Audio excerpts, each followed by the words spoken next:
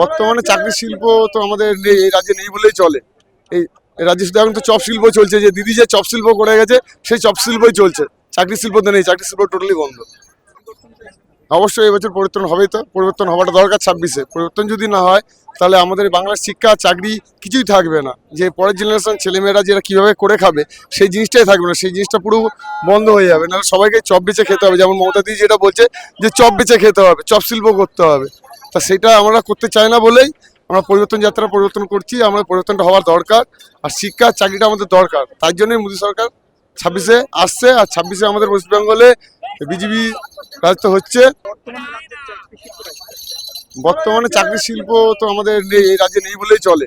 এই রাজ্যে শুধু এখন তো চপ শিল্প চলছে, যে দিদি যে চপ শিল্প করে গেছে সেই চপ শিল্পই চলছে।